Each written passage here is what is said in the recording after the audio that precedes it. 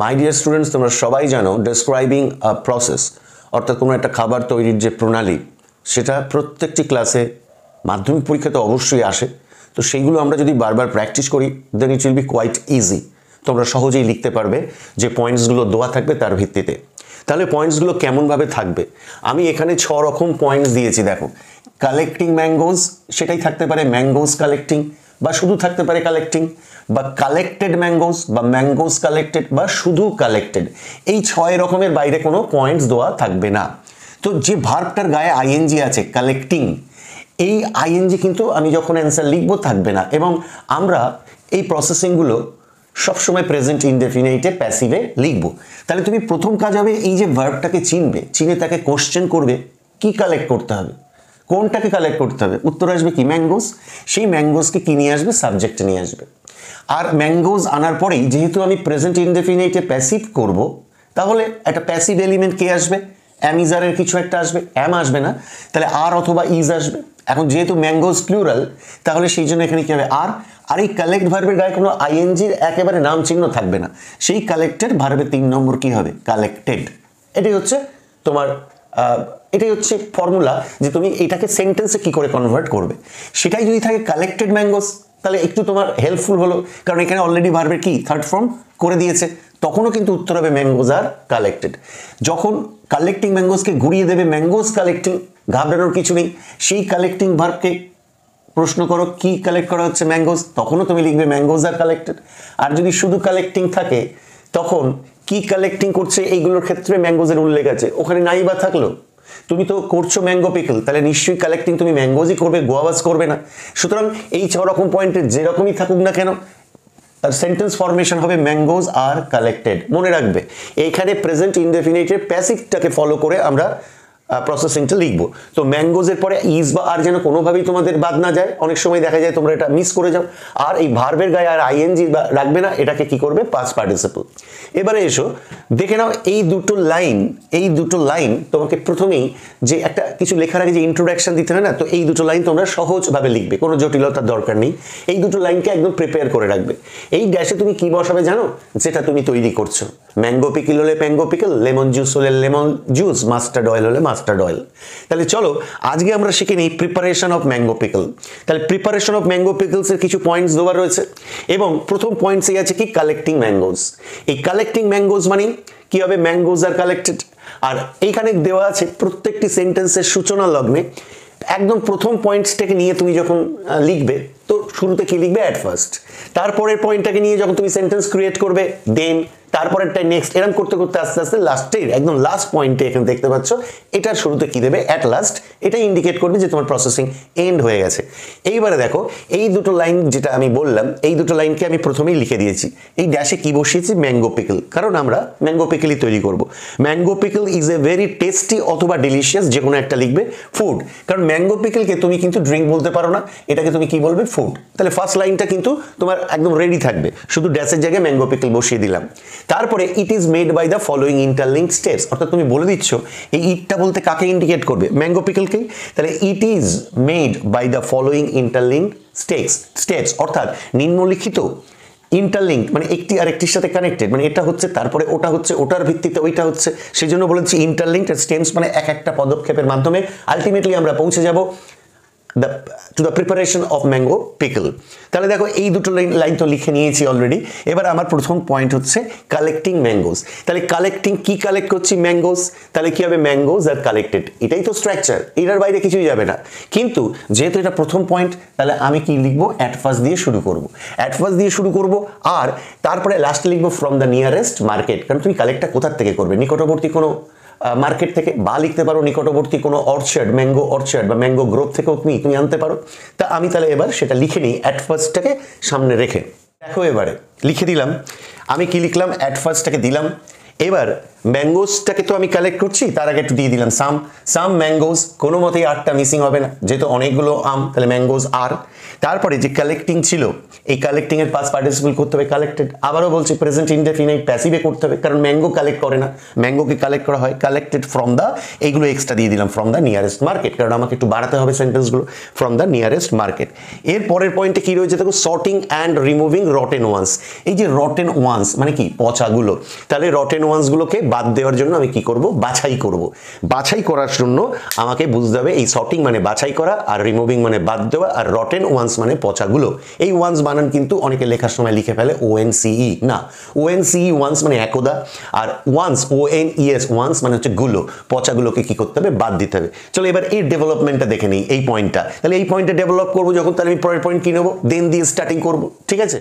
এবার লিখে ফেলেছি দেখো দ্বিতীয় পয়েন্টটা, তা আমি কি লিখলাম, দেনটা তো ইউজ করলাম, দ্য ম্যাঙ্গোস, এটা কি করলাম, সাবজেক্টে আনলাম দ্য ম্যাঙ্গোস, কারণ এখানে রিমুভ করছি কাকে, ম্যাঙ্গোসগুলোকে, ম্যাঙ্গোস আর সর্টেড, দেখেছো ভার্বে 3 নম্বর দিয়েছি সর্টেড অ্যান্ড।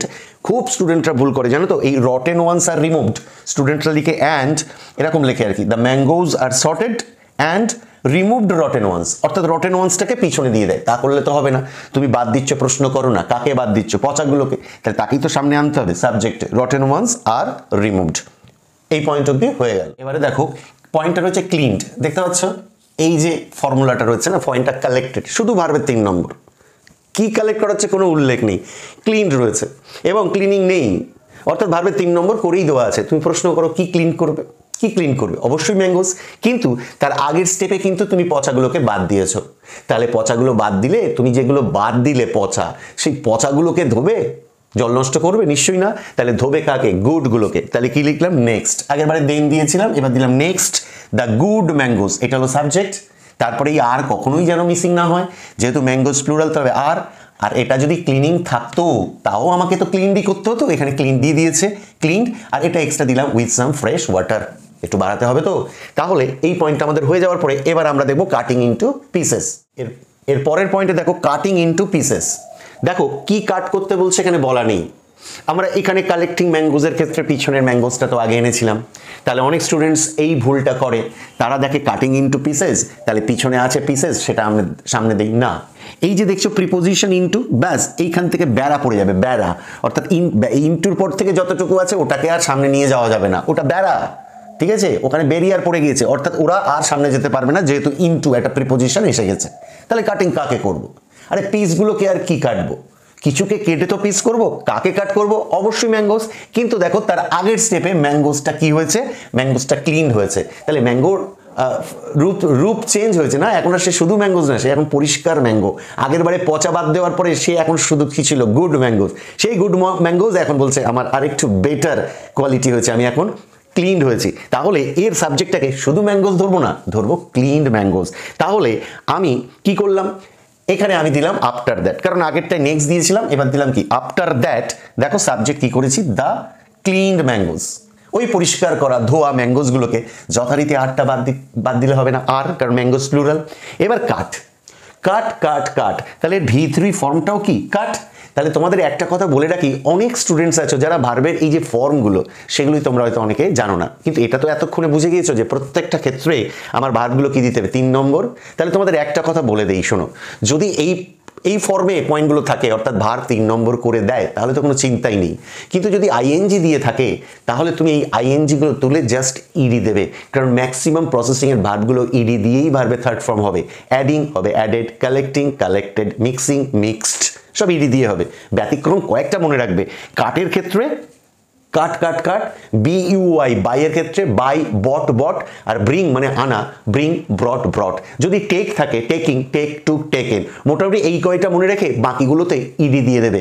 অর্থাৎ তুমি জানোই না যখন কিভাবে থার্ড ফর্ম, যদিও আমি বলবো সেগুলো শিখে নেওয়া দরকার, তো অ্যাটলিস্ট তুমি ইডিগুলো কিন্তু দেওয়াটা প্র্যাকটিস করো। আর এই 4-3টে বললাম যেগুলোর জন্য মনে রাখতে হবে, তাতে কিন্তু ইডি দিয়ে তুমি পাস্ট পার্টিসিপল, ইডি যুক্ত করে পাস্ট পার্টিসিপল করবে না। তাহলে এসো, তাহলে এটা হয়ে গেল ক্লিন ম্যাঙ্গোজ আর কাট। ইনটু পিসেস, এই যে বললাম ইনটু পিসেস দুবাই ছিল, এই ইনটুর পর থেকে প্রিপোজিশনের পর থেকে যতটুকু থাকবে সেটা পিছনেই থাকবে, ইনটু পিসেস। এবার একটু বাড়ালাম, কি দিয়ে কাটতে পারবে? হাত দিয়ে তো কাটবো না, তাহলে উইথ এ নাইফ।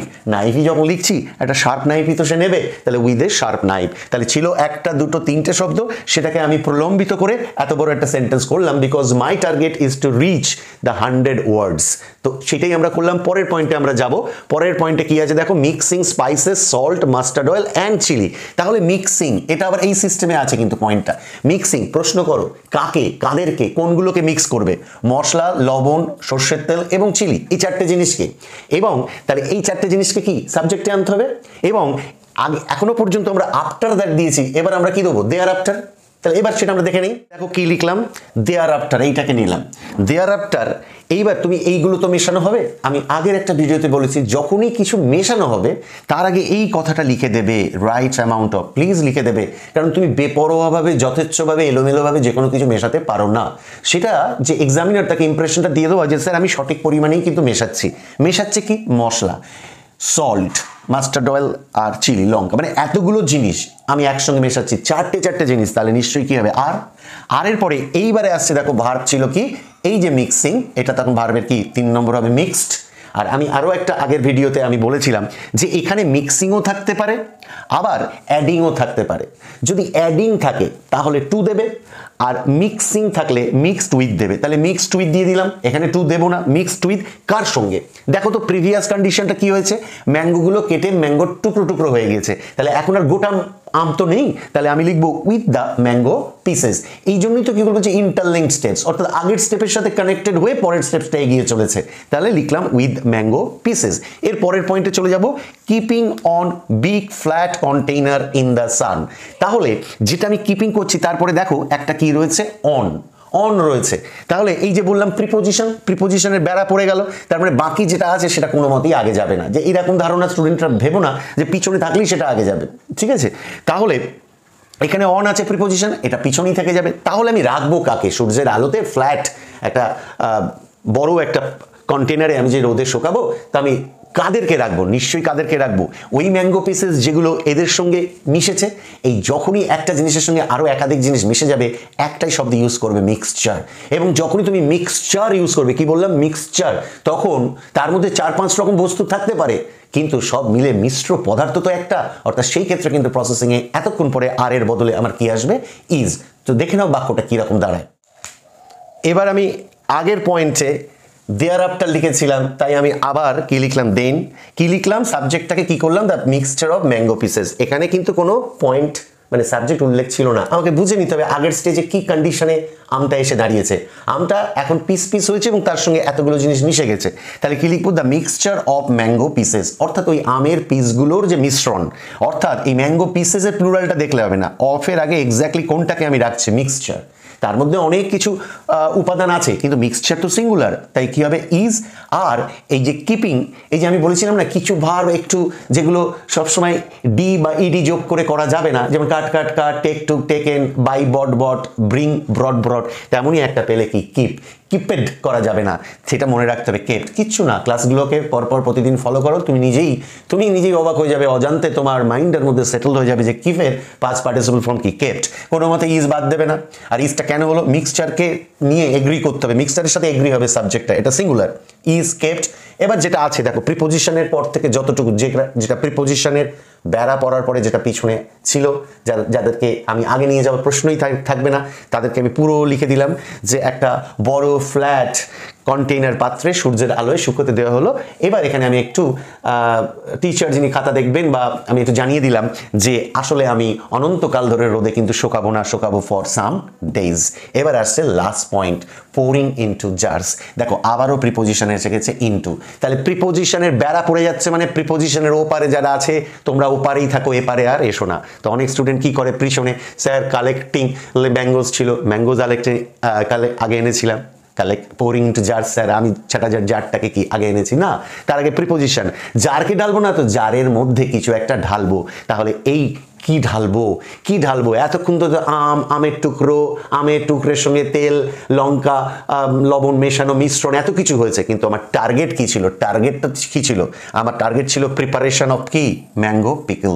তাহলে নিশ্চয়ই জারের মধ্যে ঢালার প্রশ্ন আসছে, আমার ঠাকমা বাড়িতে বসে আমের আচার বানিয়েছে, because I love to test the mango pickle. তাহলে ঠাকমা ম্যাঙ্গো পিকলটা একেবারে আলটিমেটলি তৈরি হবে, তারপরে নাতির জন্য, প্রিয় নাতির জন্য তো জারে ভরবে।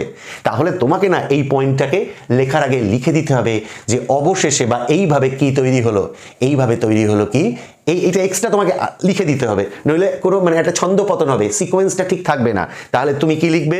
এই লাইনটা লিখে দিলাম, দাজ। তুমি দাজের জায়গায় লিখতে পারো in this way, thus mango pickle. এই ম্যাঙ্গো পিকলের উল্লেখটা করে দিলে, thus mango pickle is made.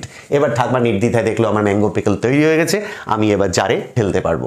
এবার অন্যান্য অনেক পয়েন্টে দেখবে থাকবে জার বা কন্টেইনার, সেটাকে আবার সিলিং হবে, লেবেলিং হবে, একই ফর্মুলা, তারপরে সেটা মার্কেটে বিক্রি করা হবে। কিন্তু এখানে যা পয়েন্টস আছে তাতে বোঝা যাচ্ছে এটা বাড়িতেই তৈরি করা হচ্ছে, জারের মধ্যে রেখে দেওয়া হচ্ছে। তাহলে তোমার এইটা যে আমি শেখাচ্ছি, মুখস্থ কোনো প্রশ্ন নেই, তাহলে আমি আর এই ক্লাসটা নিচ্ছি কেন? শুধু পয়েন্টসগুলো কিন্তু একটু এদিক ওদিক হতেই পারে, যেভাবেই পয়েন্ট দিস আমি এই ফর্মুলায় কি লিখে দেবো। তাহলে thus mango pickle is made. এবার ফাইনালি এইটা লাস্ট পয়েন্ট, তাহলে আমি কি লিখবো? At last. আর ইনটু জার ওটা প্রিপোজিশনের পরে আছে, ওটা পিছনেই হবে। আর কাকে ঢালবো? পেয়ে গিয়েছি, আমি লিখে নিয়েছি তো যে ম্যাঙ্গো পিকল তৈরি হয়ে গেছে, তাহলে ম্যাঙ্গো পিকলটাকেই ঢালবো। পরিংকে প্রশ্ন করো কি ঢালবো, কাকে ঢালবো, কোনটাকে ঢালবো? কাকে? ম্যাঙ্গো পিকল, ওটাই সাবজেক্ট। তাহলে চলো আমরা দেখে নিই, অ্যাট লাস্ট দিয়ে শুরু করব। ধৈর্যের অবসর হলো, ম্যাঙ্গো পিকল খাওয়ার জন্য সবার জিভে জল এসে গেছে, বুঝতে পারছি নাতিপুতিরা। ঠাকমা তৈরি করে ফেলেছে অ্যাট লাস্ট, সাবজেক্টকে ম্যাঙ্গো পিকল, কারণ আগের স্টেপে দিয়েছি ঠাকমা ম্যাঙ্গো পিকলটাকে কি তৈরি করে ফেলেছে, mango pickle, third person singular, ঠিক আছে, ইজ হবে। আর এই পোরিং এর আমি বললাম না বেশিরভাগ ভার্ব ইডি দিয়েই হয়, তাহলে হবে poured into jar. So we have completed this processing writing of mango pickle.